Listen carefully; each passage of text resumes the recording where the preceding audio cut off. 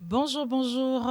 Nous espérons que vous allez très bien chez vous. Nous sommes heureuses une fois de plus de vous retrouver dans l'utile et l'agréable sur Pareil à l'Aigle Télévision. Aujourd'hui, nous sommes là pour développer une nouvelle thématique, certes très importante, avec mes invités sur ces plateaux. Alors, j'ai le privilège de recevoir pour vous le pasteur John. Bonjour, pasteur John.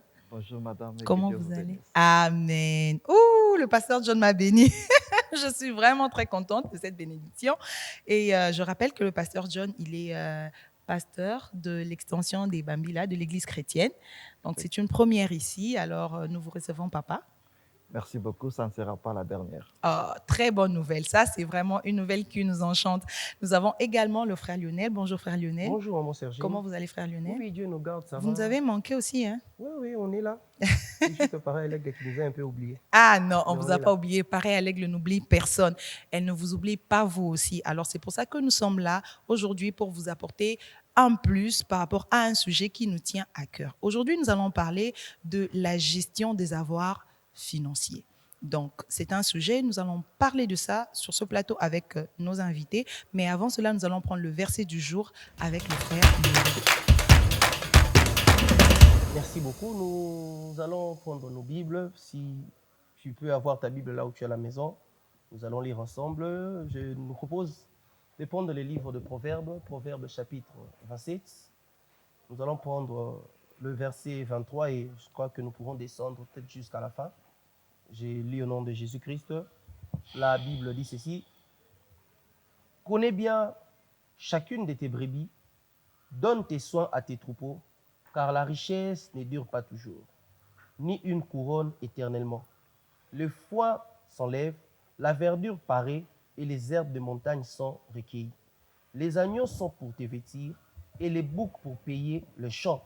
Le lait de chèvre suffit à ta nourriture, à celle de ta maison, et à l'entretien de tes servantes. Nous sommes en train de parler de ces sujets importants aujourd'hui, la gestion des avoirs financiers, ça signifie la gestion des espèces sonnantes et trébuchantes, l'argent. Et je crois que plusieurs personnes peuvent se dire que est-ce que la Bible parle aussi de l'argent? Est-ce que la Bible s'intéresse aussi à l'argent? Est-ce que Dieu lui-même, je te dis oui, Dieu s'intéresse à l'argent. La preuve est que la Bible nous dit l'or et l'argent lui y appartient.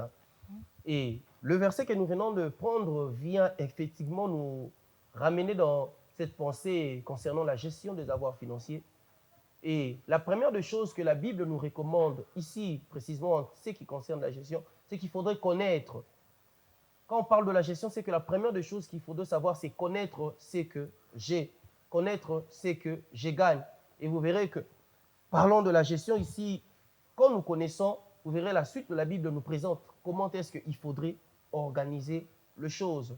Oui, c'est bien d'avoir de l'argent. Oui, c'est bien de pouvoir travailler. Mais un travail qui n'est pas accompagné de la gestion de ce que l'on gagne, vous verrez que ça sera un travail difficile, un travail qui, pour la suite, vous allez vous dire que ce travail ne sert à rien. Parfois, plusieurs personnes travaillent et ils se fatiguent, ils se lassent de leur travail.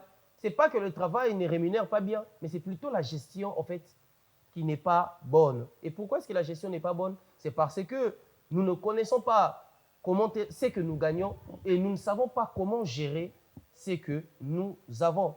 Tant que tu ne sais pas gérer ce que tu gagnes, tant que tu ne sais pas t'organiser avec ce que tu as, tu seras toujours en train de revenir qu'on ne nous paye pas bien, tu seras toujours en train de te plaindre que les taux du dollar augmentent, tu seras toujours en train de te plaindre qu'il y a ceci, il y a cela. Pourquoi? Parce que la gestion n'est pas bonne. La Bible nous précise ici que tu dois connaître. Et en connaissant, on te dit que telle chose t'aidera à ça, telle chose te servira dans tel domaine et telle chose pourra te permettre de marcher ainsi. Et vous verrez, plus loin la Bible organise que même dans ce que tu gagnes, tu pourras aussi aider tes servantes. Ça signifie que tu peux avoir des gens à ta charge. Ça peut être des serviteurs, ça peut être des gens de la famille. Mais quand tu ne sais pas gérer, quand tu ne sais pas ce que je gagne, tu risques de prendre des charges que tu n'es pas censé prendre. Tu risques d'engager des gens que tu n'es pas censé engager. Pourquoi? Simplement parce que tu ne connais pas comment gérer. Je crois que pendant que nous serons en train de parler tout au long de l'émission, nous allons mieux comprendre de quoi il s'agit. Mais de manière brève, j'aimerais te dire, apprends à connaître ce que tu as, apprends à connaître ce que tu gagnes Et en connaissant ce que tu gagnes, tu sauras comment gérer cela. Que Dieu nous bénisse. Voilà. En cette fin d'année, on a tendance à remarquer que les gens se plaignent beaucoup du peu ou du beaucoup de l'argent qu'ils ont. Ils ne savent pas comment mettre les dépenses. Mais Pasteur John, je vais vous poser cette première question. Qu'est-ce qu'on peut entendre de la gestion des avoirs financiers? Merci beaucoup. Je crois que j'ai failli même acclamer tout à l'heure avec l'intervention de Frère Lionel. Oui, il a bien Parce que fait. c'était très important de les connaître par un passage biblique qui nous a dit l'essentiel sur ce qu'il faut apprendre. Oui. Mais avant de dire c'est quoi la gestion, je voudrais d'abord poser un principe très important. Oui. C'est que nous sommes tous gestionnaires de ce que Dieu nous donne. Ok, exactement. Et ça, c'est très important. Exactement. Parce qu'il n'y a rien que nous avons et que nous n'avons pas reçu de Dieu. Oui. Nous recevons de Dieu tout ce que nous Tout avons. ce que nous avons. Et le principe, c'est que nous sommes d'abord gestionnaires. Oui. Et en tant que gestionnaire, c'est quoi la gestion des avoirs financiers que Dieu nous a donnés? Dans la gestion, il y a l'organisation. Dans la gestion, il y a fructifier tout ce que nous avons. Dans la gestion, il y a le fait de bien garder tout ce que nous pouvons avoir. Ok. Donc, quand Dieu vous a donné les avoirs financiers que vous avez, il faut savoir organiser. Parce que tout à l'heure, on nous a dit qu'il faut savoir le nombre de ce que vous avez pour ne pas le perdre inutilement. Et quand Dieu vous donne quelque chose, vous perdez cela inutilement. C'est comme si vous recevez la grâce de Dieu en vain. C'est comme ça que la gestion des avoirs financiers que nous avons, que Dieu nous donne, c'est très important de savoir organiser, de savoir fructifier, de savoir garder tout ce que Dieu nous donne en vie, de vivre le plus longtemps possible avec cela par la grâce du Seigneur. Donc, brièvement, voilà ce que j'entends par la gestion des avoirs financiers. Je parlais d'organiser, je parlais de fructifier, je parlais aussi de garder tout ce que Dieu nous donne comme les avoirs financiers. Exactement. Il faut savoir organiser ce que Dieu nous donne parce que tout nous vient de l'Éternel. Lorsque nous recevons ça, nous devons savoir comment bien le garder, comment bien les fructifier en vue de bien vivre. Il nous a même donné le but. Donc voilà un peu. Frère Lionel, est-ce que vous pouvez nous dire, en même temps avec le pasteur John aussi, quelle est l'origine de ces avoirs financiers-là? Comment on parvient à avoir ça? Parce que quelqu'un va se dire, voilà, on parle des avoirs financiers, mais comment on arrive à posséder ces choses tout justement, bien que ça vienne de Dieu, comme le pasteur John nous l'a dit? Ok, merci pour cette question. En fait, pour posséder, je crois qu'il n'y a pas 36 chemins. Et s'il y a quelque chose que Dieu nous a donné et qui nous permet de posséder, d'avoir un peu de finances entre nos mains, c'est le travail. Je crois que quelqu'un qui ne travaille pas ne peut pas s'attendre à avoir de l'argent. Quelqu'un qui ne travaille pas ne peut pas s'attendre à posséder en fait quelque chose. Parce que Dieu dit que c'est à la sueur de ton front que tu mangeras, c'est à la sueur de ton front. C'est une manière de dire que c'est à la sueur de ton front que tu auras de l'argent qui te permettra d'acheter à manger. C'est à la sueur de ton front que tu auras de l'argent qui te permettra peut-être d'acheter une parcelle, d'acheter une voiture pour pouvoir te vêtir. Donc, l'origine des avoirs financiers, c'est le travail, ce n'est pas autre chose. Parce que je sais qu'aujourd'hui, beaucoup de gens sont dans la magouille, qui travaillent dans la malhonnêteté. Mais ça, ce n'est pas ce que Dieu attend de nous. Dieu attend de nous de travailler et de travailler honnêtement. Ce n'est pas d'aller tuer des gens pour pouvoir avoir de l'argent. Ce n'est pas d'aller corrompre, je ne sais pas, faire des choses qui sont obscures et t'attendre à avoir de l'argent et puis tu te diras que non, c'est aussi une source d'avoir. C'est vrai que ça peut paraître comme une source d'avoir, mais vous verrez que la finalité n'est pas du tout la même que chez les gens qui travaillent honnêtement et sérieusement. Donc, de manière brève, pour finir, c'est que pour avoir de l'argent, il faut travailler simplement. Travailler, je ne sais pas, la nuit, le jour, chacun a ses heures de travail, mais il faut travailler. Il faut travailler. La source des avoirs financiers sur le travail. Pasteur John, est-ce qu'il y a d'autres sources aussi de Exactement. travail financier? D'abord, j'ai aimé le fait que le frère Lionel a souligné le mot honnêtement. Ok. Parce que la Bible, je voulais partager avec ceux qui nous suivent en verset biblique. Je suis dans Proverbes, chapitre 12, verset 27. Oui. Proverbe 12. La partie B de Proverbe 12, 27 dit, oui. Mais le précieux trésor d'un homme, c'est l'activité. Ok. Le précieux trésor d'un homme, c'est l'activité. Et la Bible nous dit que celui qui ne travaille pas ne mange pas non, Non plus. Et j'ai aimé, la Bible ne parle pas de l'emploi, Oui. mais la Bible parle de l'activité et du travail. Oui. Parce que c'est générique. Parce qu'il y a des gens qui pensent que travail veut dire être employé quelque part pour être payé. Non, non. OK. Vous pouvez être en train de faire votre commerce. Ça s'appelle travail. Travail. Ça s'appelle activité. Oui. Tout ce que vous pouvez faire qui peut vous amener à avoir de l'argent, ça s'appelle votre activité. Ça s'appelle votre travail. Il y en a qui travaillent dans des bureaux. Il y en a qui font du commerce sur la route. Mais chacun doit faire quelque chose. Et ce quelque chose doit lui amener à avoir de l'argent. Et à partir de cet argent, vous allez maintenant savoir comment il faut le gérer pour le fructifier, comme nous l'avons dit tout à l'heure. Okay. Alors, du coup, Pasteur John, comment faire pour bien gérer ses avoirs? Est-ce qu'il y a des principes conducteurs pour bien gérer? Celui qui gère, comment on va savoir bien gérer ou mal gérer, au fait? Merci beaucoup de la question, madame. Je crois que les principes de la gestion sont déjà dans la Bible. Okay. Dans le livre de Matthieu, chapitre 25, à partir du verset 14, au verset 15 et la suite, le Seigneur donne la parabole des talents. Oui. Et la Bible dit qu'un homme a laissé à ses serviteurs. Et on souligne chacun selon ses capacités. Okay. Il a laissé à l'un 5 talents, à l'autre 3, à l'autre un talent pour que chacun reste les gérer. Oui. Et quand ils sont restés en train de gérer, le principe nous montre ce qu'il faudrait faire. Mais parce que tout à l'heure, j'ai dit que la première source de ce que nous avons, c'est Dieu, et nous sommes les gestionnaires de ce que Dieu nous donne. Le premier principe qui nous permet d'avancer et de bien gérer ce que Dieu nous donne, c'est d'abord reconnaître Dieu dans nos avoirs. Okay. Reconnaître Dieu dans nos avoirs. Reconnaître Dieu dans tout ce que nous avons. Oui. Et c'est là, c'est apprendre à donner à Dieu. Apprendre à donner à Dieu. Apprendre à donner à Dieu, c'est très important. Pourquoi Oui. c'est très important? Parce qu'il y a deux choses qui sont dans la Bible. Oui. La première chose, la Bible dit, quand vous donnez à Dieu, Malachie dit, pour vous, il menace celui qui dévore. OK. En donnant à Dieu, c'est une forme de protection pour tout ce De que vous sécuriser ses avoirs. avez. Et ce qui est intéressant dans ce verset, il menace celui qui dévore, ça prouve que nous ne connaissons pas quand il va venir, celui qui va dévorer. OK. Et si lui doit menacer celui qui dévore, c'est que nous ne sommes pas en mesure de menacer celui qui va venir dévorer. Exactement. Et donc, quand nous donnons à Dieu, Dieu sait protéger ce que nous avons et il sait menacer tout celui qui viendra pour le voler à notre insu. Parce que quand on vole furtivement. On ne vous dit pas qu'on va venir vous voler, mais vous êtes là, et vous vous réveillez, telle ou telle autre chose n'est plus là. Okay. Et c'est la même chose avec les diables. C'est un voleur. La Bible dit qu'il est un voleur. OK. Et quand vous donnez à Dieu, Oui. Dieu protège Oui. et il menace celui qui vient dévore. pour voler. Ça, c'est la première chose quand vous donnez à Dieu.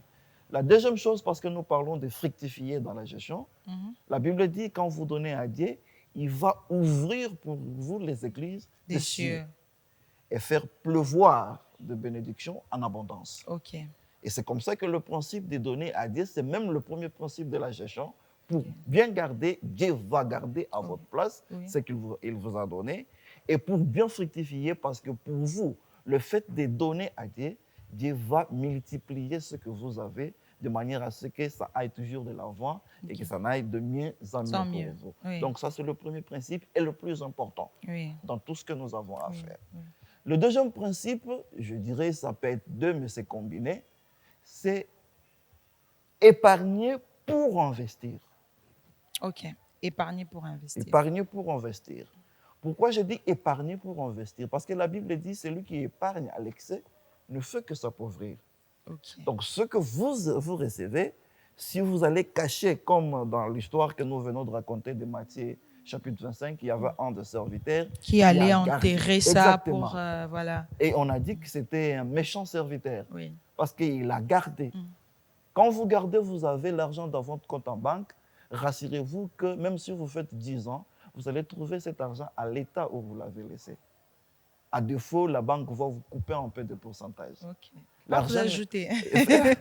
Même le pourcentage qu'on peut vous ajouter là, en réalité, ça ne représente absolument rien. Pas grand-chose. Ça ne représente absolument rien. Pas grand-chose, comme vous le dites bien. Donc, quand vous épargnez, Ça ne représente pas grand-chose par rapport à quelqu'un qui aurait réinvesti. exactement, Parce que quand vous investissez, il y a des bénéfices après. Quand vous exactement, investissez bien aussi, parce que là, on ne parle pas de l'investissement, mais si vous investissez mal, vous perdez du coup. exactement, Oui. exactement. Donc, vous épargnez ce que Dieu vous a donné, mais envie d'investir dans quelque chose ou dans une activité Oui. quelconque. Oui. Et cela, c'est pour tout le monde. Même celui qui est employé quelque part a aussi le droit de prendre son salaire Et de et le réinvestir dans investir quelque chose. dans quelque chose pour que cela puisse aider à fructifier davantage. Et ça, c'est très important. Peut-être que dans une émission plus élaborée, nous parlerons de comment investir avec les risques qui vont avec. Ok, très bien. Le troisième principe, enfin, pour aujourd'hui, c'est d'apprendre à faire les dépenses nécessaires. Et ça nous tire. Quand vous avez l'argent, il faut apprendre à faire des dépenses vitales. Vital. On n'a pas l'argent pour tout dépenser. On n'a pas l'argent pour acheter tout ce qui passe sous nos yeux, mais on a de l'argent pour apprendre à faire des dépenses nécessaires en vue de garder Ok. et envie de fructifier ce que nous avons déjà investi. Parce que quand vous dépensez tout, Oui. vous n'aurez rien à épargner et vous n'allez pas non plus investir. Oui. C'est comme ça que quand vous avez l'argent, apprenez à faire des dépenses qui sont nécessaires, minimisez le plus possible les dépenses et trouver les dépenses qui sont vitales et nécessaires. Je crois que ce sont les trois principes que je trouve nécessaires pour permettre La à bonne quelqu'un de gestion. bien gérer les avoirs financiers que Dieu nous donne. Exactement. Merci beaucoup, Pasteur John. Le Pasteur John l'a tellement bien dit qu'il m'a même laissé des questions dans ces trois principes. Mais je veux prendre le principe qui, pour moi, j'ai trouvé nous laisse quand même des questions assez fortes parce que bien géré, nous avons dit que nous reviendrons en fort détail pour dire comment il faudrait bien investir. Et le troisième principe que vous avez donné n'est pas faire des dépenses au-delà. Donc, faire des dépenses n'est pas tout acheter, n'est pas comme, hein, il y a des gens comme ça, dès qu'il a l'argent en main, tout ce qu'il voit, il faut qu'il achète, il faut qu'il l'ait. Il a même déjà des dépenses anticipativement. Bon, on a ennuyé, mais il a déjà dépensé dans l'esprit et tout comme on dit. Mais le premier principe que vous avez donné, savoir donner à Dieu. Il y a quelqu'un, j'espère que nous en avons déjà parlé ici, le donner. Mais comment donner à Dieu? Parce que il y a des endroits où on renseigne pratiquement les gens. Comment il faut donner? Est-ce qu'il faut tout donner? Est-ce qu'il faut donner une partie et donner aux autres? Parce qu'il n'y a pas qu'à Dieu. Ça, vous ne l'avez pas dit. Est-ce qu'aux autres, on ne donne pas? Parce que dans des façons pratiques, ça, ce sont des principes, mais des façons pratiques, la vie de tous les jours, nous avons des frères. Nous avons des loyers à payer. Nous avons des frais des enfants qu'il faut payer à l'école. Alors, quel est l'équilibre dans tout ça, dans le fait de donner à Dieu, dans le fait d'investir? Parce que c'est un peu tout ça la gestion. Frère Lionel, vous allez dire un mot et ensuite le pasteur Jean va revenir peut-être. D'accord. Merci beaucoup. En fait, quand il s'agit de donner, dans la pratique, c'est vrai que nous voyons aujourd'hui, surtout pour nous qui sommes chrétiens dans les églises, beaucoup des églises sont devenues ce que notre père aime appeler des boutiques, des ligablos, où quand les fidèles viennent, c'est pour rançonner, c'est pour leur prendre de l'argent, En fait, en soi, Dieu lui-même ne nous exige pas ce genre de choses ou cette manière de donner. La première des choses que Dieu nous exige, c'est la dîme. La dîme. C'est que quand tu as ton argent, de tout ce que tu fais comme travail, comme le pasteur John venait de le dire tantôt, tu peux être commerçante dans ton bénéfice. Il y a la part de Dieu qui est dedans, je ne sais pas. Tu es salarié dans ton salaire, il y a la part de Dieu. Et la dîme, Dieu nous exige cela. Okay. Ça, ce n'est pas une question d'église seulement, c'est Dieu qui a établi la dîme. Et quand tu as ton argent, il faut déjà mettre de côté la part de Dieu, ça signifie la dîme. Et dans ce qui te reste, ça t'appartient. Tu es libre de donner ce qu'on appelle les libéralités. Tu es maintenant libre de gérer qu'est-ce que tu donnes comme offrande. Et au-delà de cela, il y a aussi les gens qui sont autour de nous. Et Dieu nous attend aussi à partager parce que quand il nous donne, en tant que gestionnaire, comme le pasteur John nous a dit, nous sommes les gestionnaires de ce que Dieu nous donne. Dieu attend de nous aussi que nous puissions partager, aider ceux qui sont autour de nous. Je ne serai pas là, je suis béni et je croise les mains. Je ne sais pas aider les autres, non. là vous verrez même que Dieu ne sera pas content. Parce que partager avec les autres, Dieu veut que nous puissions aussi le faire. Donc dans la part qui te reste, quand tu as enlevé les 1/10, il y a là. Ce qui te revient, il y a aussi ce que tu es censé donner et partager avec les autres. Et en tant que chrétien, quand nous sommes dans l'église, nous n'allons pas laisser la maison de Dieu on voit des choses qui s'abîment. Je me dis, bon, déjà j'avais donné ma dîme, alors ça me... Non, en tant qu'enfant de Dieu, la Tu maison peux de aussi faire de Dieu, libéralité. c'est ma maison. Quand il y a quelque chose, je n'hésiterai pas à pouvoir partager, je n'hésiterai pas à pouvoir... J'aimerais quand même poser, est-ce qu'il y a un ordre? Est-ce qu'il y a un ordre? On se dit, voilà, on commence. Comprenez bien ma question. Je suis en train de dire, est-ce qu'il y a un ordre dans le classement de ce que l'on fait avec son argent? Il y a une priorité. Oui, j'ai entendu de vous ici, la dîme, elle est suprême. Est-ce que cet ordre-là est toujours à respecter? Disons pour quelqu'un qui a son argent mensuellement, par exemple. Est-ce qu'il doit enlever la part de Dieu? L'épargne, parce que vous avez parlé de l'épargne, il y a les gens qu'on doit aider et les autres libéralités qu'on fait tout autour. Est-ce que cet ordre-là doit toujours être respecté chaque mois? Du genre, j'enlève ma dîme. Quelqu'un peut se dire, j'avais déjà donné la dîme le mois passé. Ce mois, je peux m'acheter mon truc et tout. Bien, c'est un ordre à respecter chaque mois. Donc, la dîme, l'épargne, ensuite les charges. Merci beaucoup. Je crois que s'il y a un ordre à donner, tout doit commencer par la dîme. Et c'est très important. Oui, La dîme, elle est importante. Je crois que c'est une parenthèse que je vais refermer tout de suite. oui. Il y a des gens qui estiment que la dîme a commencé avec la loi. Ok, Non, la dîme n'a pas commencé avec la loi. ok. Quand Abraham a donné la dîme de tout, Oui. ce n'était pas avec la loi. Ok, La loi est venue avec Moïse. ok. Et ça a commencé un peu plus avant que la loi. Oui. Et donc, c'est très important de le savoir. Ok. Et la dîme, c'est la base de tout. Oui. La dîme, c'est même la reconnaissance envers Dieu. Qui nous a tout donné. Cette reconnaissance dans le sens où tout ce que vous avez, c'est Dieu qui vous a donné. Ok. Donc, quelqu'un qui paye sa dîme reconnaît qu'il a reçu tout de Dieu. Ok. C'est une priorité des priorités. Oui. Parce que sans cette priorité, celui qui va dévorer viendra dévorer. Ok. Sans cette priorité, effectivement, ça ne sera pas, ce que vous avez ne va pas se fructifier, en fait. C'est une priorité des priorités. Et le frère Lionel l'a dit, il y a des choses que nous allons faire. Il faut partager. La Bible dit, il y a plus de bonheur à donner Qu'à qu'à recevoir. recevoir. La Bible nous dit, dès le départ, que semer pour moissonner, c'est une loi qui ne changera jamais. Ok. Et avec Dieu, ce que nous pouvons donner, c'est au-delà même de la dîme. C'est Ok. au-delà de la dîme. Parce que nous donnons reconnaissant que Dieu peut encore Donner rajouter bien davantage au-delà. au-delà de ce que Oui. nous avons. Parce que je voudrais vous dire que quand Dieu veut donner quelque chose, il donne toujours en améliorant votre situation. Ok. Il ne vous donne pas pour reculer. Oui. Et quand il vous donne, il est content parce que En vous l'avez abondance, il reconnu. donne C'est de une l'abondance. mesure serrée, Secouée secouée et qui déborde. Ça, Ok. c'est très important. Et Oui. aussi, vous avez parlé de rançonner les gens. Oui. C'est vrai qu'aujourd'hui, il y a des stratégies dans des églises pour apprendre à donner, encore que Dieu seul sait si ces gens utilisent bonnement ce qu'ils reçoivent des fidèles. S'ils sont aussi dans la bonne gestion financière Et- des offrandes des avoirs, fidèles, des des avoirs des enfants de Exact, Dieu. Parce que, il y a des détournements de l'argent de Dieu dans des églises aujourd'hui. Ok. Des détournements. Mais ce n'est peut-être pas ça la question. La question du jour. Mais la Bible dit que celui qui donne, donne avec joie, qu'il donne sans contrainte, sans tristesse. Oui. C'est le cœur qui donne. Oui. C'est comme ça qu'au départ, quand Abel donne son offrande, la Bible dit que Dieu a agréé Abel, Oui. ensuite il a agréé son offrande. Ok. Dieu bénit votre disposition de cœur Oui. de donner. Quand vous avez donné à Dieu, vous pouvez donner abondamment pour toute bonne œuvre.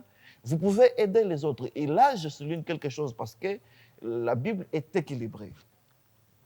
Paul dit dans le livre des Corinthiens que la bonne volonté, quand elle existe, c'est un rapport avec ce qu'elle a sous sa disposition Oui. et non pas de ce qu'elle n'a pas. Ok. La Bible dit ceci. Quand vous avez des manteaux, Oui. vous allez prendre l'autre et Vous donner. donnez. La Bible ne dit pas que quand vous en avez avez un un seul. seul, Ok. vous allez rester ni et donner à l'autre. Ok. La Bible est équilibrée. Équilibré. Très équilibrée. Très équilibrée. Alors, ces choses-là, on doit aussi le voir bien. Et quand nous aurons peut-être le temps, nous allons revenir. C'est d'une manière passagère que nous sommes en train de le dire, mais la priorité des priorités, c'est Dieu.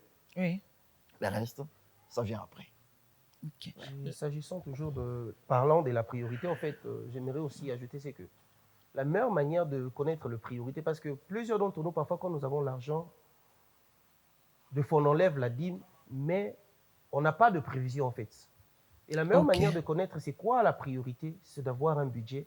Je sais que je gagne autant, Oui. j'organise. Parce que quand parlons de la gestion, en fait, la gestion, c'est l'organisation, comme le pasteur John avait dit. Et Oui. l'organisation, ça signifie, c'est budgétiser.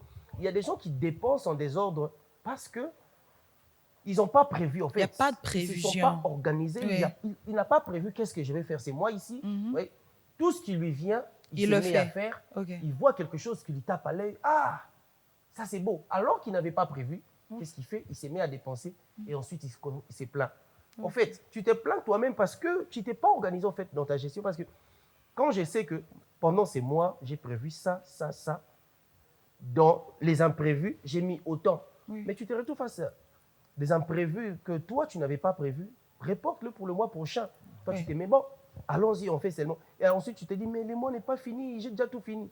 C'est parce que tu n'avais pas organisé. Parce qu'en ayant organisé, tu sauras que la priorité pour le mois, par exemple, de décembre, pour plusieurs en ce moment, je sais que Ce sont les fêtes. c'est les fêtes. L'enfant doit s'habiller, je ne sais pas. Papa doit acheter la nouvelle veste, maman doit acheter la nouvelle robe, ainsi de suite. Mais quand ce n'est pas prévu, vous verrez que vous vous retrouvez à dilapider tout votre argent et ensuite vous dites que bon, non. La meilleure manière de connaître aussi les priorités, c'est de budgétiser. Je sais qu'en tête, j'avais mis telle chose, ensuite il y a ça, ensuite Oui. il y a ça. Et peut-être à côté, mettre, je ne sais pas, 5% de l'argent, tu te dis ça, c'est pour les imprévus. Et si peut-être Ah tu te retrouves oui, face à hein. quelque chose qui est au-delà de tes imprévus, ne le dépense pas. Ramène-le au mois prochain et tu pourras t'en sortir. Sinon, on se retrouve dans les désordres et puis on se dit que non, la Et gestion il y a n'était pas des bonne. gens qui n'ont vraiment pas la notion de l'imprévu. L'imprévu, ils ne prévoient pas l'imprévu. Voilà. Vraiment pas Vous du savez, tout. la Bible, parce que je reviens toujours à la Bible, Oui. la Bible dit, qui d'entre vous, quand il a besoin de construire une maison, Et ça se il ne dit va pas s'asseoir, Mhm. calculer les dépenses. Oui, C'est même la planification, comme Oui. le frère Lionel l'a dit. oui, C'est même la planification. On vit sans planification. oui. On subit la vie, en fait. OK. On subit les dépenses. Oui. Mais on n'a pas de priorité. Parce que j'ai dit tout à l'heure qu'il y a une priorité des priorités. Qui est donné à Dieu, Ouais. l'a dit. Et le reste, OK. là, il faut quand même savoir, comme on vient de le dire là, savoir planifier. Parce que quand vous ne planifiez pas, vous subissez la vie. Parfois, vous avez l'impression que vous ne gagnez rien. Alors qu'il y a des gens qui vivent avec moins que ce que vous gagnez. Oui, et Parce qui que- vivent bien, au fait. Parce que tout simplement, ils savent s'organiser, parce que gérer, c'est aussi l'organisation. Et en organisant, on planifie tout ce qu'on Mais peut que avoir. dire de ceux qui disent on vit le jour, on vit au jour le jour, au fait. Donc, lélo, lélo. Mokolo, voilà, en français, je disais, on vit au jour le jour, voilà. Vous Donc, savez, il n'a pas de revenu peut-être, il se dit, bon, chaque jour, on va comme il on y en va. a même qui parlent du taux du jour. C'est Oui, vulgaire. On vivre vit au taux du jour. On vit Ça, au taux oui. du jour. Vous savez, c'est un problème d'organisation. Oui, C'est un problème. Il est vrai qu'à chaque jour suffit sa sa peine. peine. Mais il faut planifier comme si vous n'allez jamais mourir. OK. Planifier Expliquez. comme si vous n'allez jamais mourir. Parce que quand Développer. vous pensez toujours que je peux mourir demain ou après-demain, vous risquez de subir la vie. OK. Alors, on ne doit pas être victime des circonstances, on doit être maître des situations. OK. Bien. Alors, si on est victime des circonstances, on va tourner en rond, alors qu'il y en a avec le peu que vous pouvez avoir là, comme nous avons dit, donner à Dieu, comme nous avons dit, savoir épargner un peu Un peu. pour investir, et comme nous avons dit, savoir les dépenses nécessaires à faire, vous allez trouver qu'il y aura toujours quelque chose. Le montant ne compte pas, mais quelque chose, Quelque chose. avec le temps, Oui. ça peut vous aider à avoir votre capital, Oui. ça peut vous aider à avoir ce que vous allez pour faire telle ou telle autre chose. Je voudrais quand même relever une autre notion. Que dire? Il y a deux principes qui me sont montés à l'esprit. Il s'agit du contentement dans la bonne gestion. Que penser du contentement? Et puis aussi le fait d'éviter les dépenses, d'éviter d'emprunter, les emprunts. Dans la gestion, il y a aussi les emprunts. Est-ce qu'il faut-il les éviter? Faut-il emprunter? Parce qu'il y a des gens qui vivent déjà, il a déjà autant de dettes. Que dire sur ça? je veux renverser un peu, si vous me permettez. OK. Je vais commencer par l'endettement pour Finir par le par contentement. le contentement. Mm. Les dettes, je parle des dettes au sens général. Oui. En réalité, il faut savoir quel type de dette il faut avoir. Parce qu'il y a des gens ailleurs qui ne vivent que de dettes. OK. Et quel type de dette? Ils prennent l'argent à la banque et ils payent après. OK. Ailleurs, pour avoir une voiture, avoir du cash dans sa maison, c'est un problème. OK. Mhm. Vous prenez une voiture, vous prenez le crédit à la banque, vous payez au fur et à mesure si vous êtes organisé. Mais la difficulté avec nous, c'est quoi? Et je voudrais un peu chiter dans notre mentalité de voir des choses.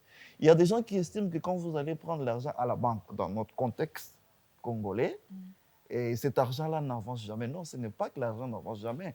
Parce que si c'était le cas, les autres qui le font ailleurs, pour ne pas citer notre pays, seraient déjà en difficulté. Oui. Nous, le problème, c'est quoi? Vous prenez un crédit de 1 000 $, par exemple, et vous n'avez rien réfléchi, vous n'avez pas planifié comme le frère Lionel l'a nous a dit. dit. Mais vous avez déjà, comme vous avez consommé votre garantie locative, Oui. vous enlevez déjà 450 sur le 1 000 $ que vous avez pris, OK. sans investir, OK. sans avoir planifié. Vous payez d'abord. Vous payez d'abord les votre loyers.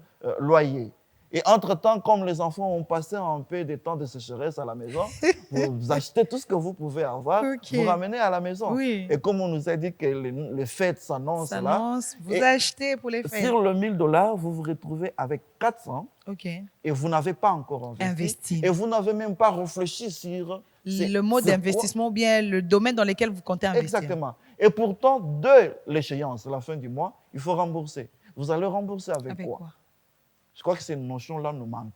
C'est comme ça que certaines personnes estiment que l'argent à la banque, c'est un problème. Et pourtant, ailleurs, c'est une vie de tous les jours. OK.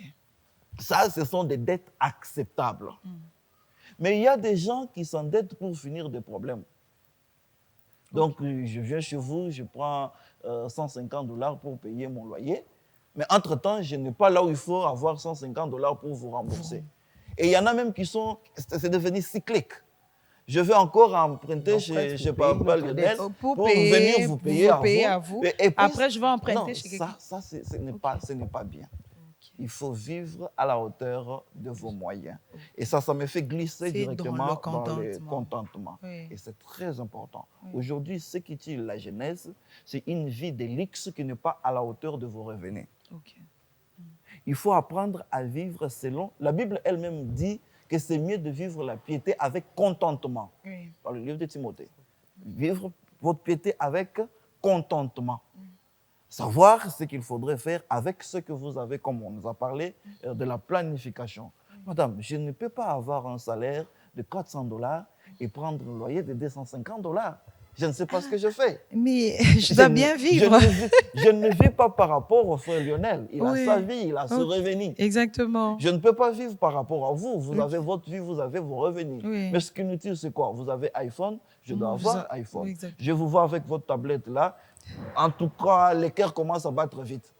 Alors que je ne connais pas vos revenus. Exactement. Demain, avec mon salaire de 400 $, je vais prendre 300 et Pour acheter une tablette et le reste. Alors, le fait que vous enviez la vie des autres, le fait que vous voulez vivre comme les autres, ça va vous amener à une vie sans contentement.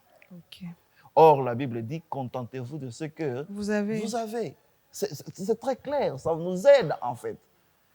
Au lieu d'envier les autres, appréciez ce qu'il y a chez quelqu'un, mais travaillez aussi pour l'avoir un jour. Exactement. Avec honnêteté, comme on nous a dit dès le départ, en travaillant avec honnêteté, en travaillant durement. OK. C'est vrai que quand on est en train de semer, c'est avec larmes. Oui. Ça peut prendre le temps que ça peut prendre. Oui. Mais un jour, quand vous allez moissonner, vous allez même oublier qu'il y a eu le temps pour s'aimer, attendre pour récolter. Exactement. Mais nous voulons au tielelo, au lielelo. Buka lelo lamba lelo. Exactement, comme les Quinois le disent.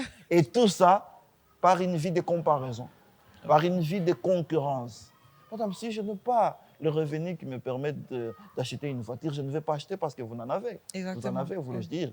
Je n'ai pas une vie qui me permet, de revenus qui me permet d'avoir plasma, 43 pouces, tout ça. Mais je ne peux pas le faire parce que je suis venu chez vous. Parce que j'ai trouvé cela, oui. Donc, je vis selon mes moyens, apprenons à vivre à la hauteur De de ce nos que l'on a. moyens, à la hauteur de nos revenus. Ça va nous aider. Ça va nous aider. Mais pas de sacrifice en vain, hein, parce que quand vous faites des sacrifices comme ça, il faut aussi savoir le reste. Est-ce que vous épargnez pour investir? OK. C'est très important. Très important. Frère Lionel, vous avez quelque chose à ajouter? Bon, si je devrais ajouter, c'est juste par rapport au contentement, c'est que j'aimerais dire, apprenons à s'accepter tel que l'on est, avec ce que l'on a. Parce que c'est aussi le fait de ne pas s'accepter. Plusieurs personnes vivent en fonction des autres. Ils ont du mal à s'accepter, ils ont un certain complexe vis-à-vis des autres. Bon, vous voyez, je suis dans un endroit, il a une voiture, il a tel téléphone. Alors, je me mets à envier. Non. Accepte-toi, au contraire, travaille dur pour un jour aussi améliorer ta situation. Parce que la seule manière pour pouvoir bien vivre, c'est d'améliorer ta situation. Ne cherche pas à brûler les étapes, en fait, parce que c'est à force de vouloir brûler les étapes qu'on se retrouve à se surendetter, tout ça. Et ça, ce n'est pas une bonne chose. C'est de la folie que de prendre du crédit pour payer encore un autre crédit que tu avais pris. En tout cas, ça, j'ai presque envie de dire que c'est plus que les liens des sorciers. Hein? Parce que Vous vous liez vous-même. C'est pas un sorcier qui t'a lié, c'est pas une tante. Oh, non, c'est toi-même en fait. Et vous verrez des gens qui changent d'habitation parce qu'on sait que lui, sa vie, c'est les dettes et les dettes qu'il ne paye pas. OK. S'il vous plaît. Et la Bible, vous verrez, la Bible dit que c'est lui qui emprunte et en dessous de celui qui prête. Exact. Vous serez toujours dominé, vous ne serez pas important. On sait que cette maman-là, elle, c'est les dettes. Ces papas-là. Et pire, les gens ne payent même pas. Quand on te voit, On sait déjà. on sait déjà que lui, quand il vient, c'est pour emprunter. Vous voyez que vous détruisez